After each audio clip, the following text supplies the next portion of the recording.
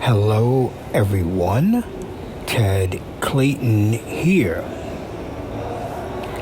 I'm noticing a strange parallel between legalized marijuana cannabis here in New York City and what I previously witnessed with public transportation.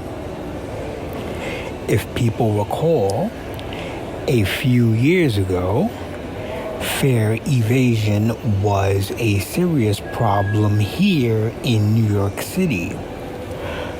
The problem started to increase, but it wasn't until the upper class joined in that the situation became truly chaotic. That's why we're now seeing an aggressive crackdown with, for example, people stationed at subway turnstiles and others checking if riders paid their fare on buses. The turnstiles themselves now feature numerous physical obstacles designed to prevent people from jumping the train. What was interesting during the time fare evasion was rampant was that people who appeared to be upper class were also evading fares. This seemed to signal a widespread general anti-establishment feeling. It appeared the upper class was trying to say, "We're one of you." I felt it was disingenuous. A responsible person from the upper class wouldn't participate in this because they know that they are far less likely to have to deal with the repercussions. Since the upper class could afford to ride public transportation, if a crackdown were to happen, which it eventually did, it would be the poor who would be disproportionately affected.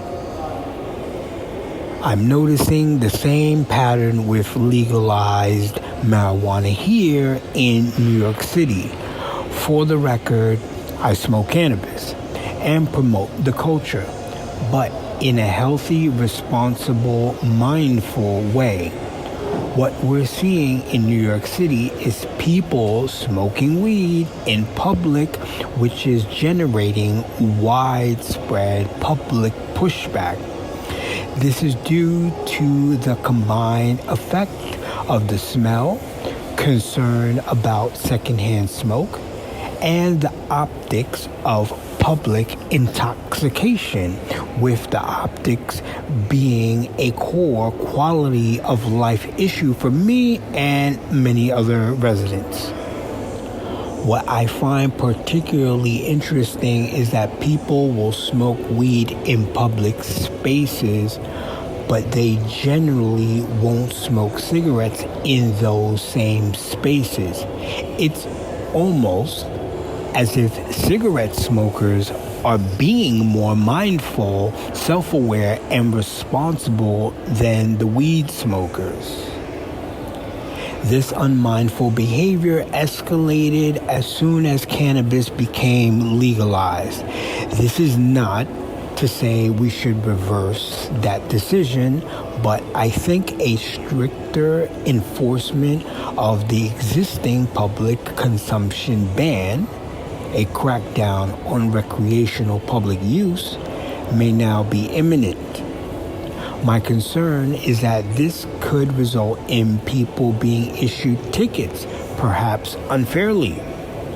I am not worried about the city revoking legalization entirely.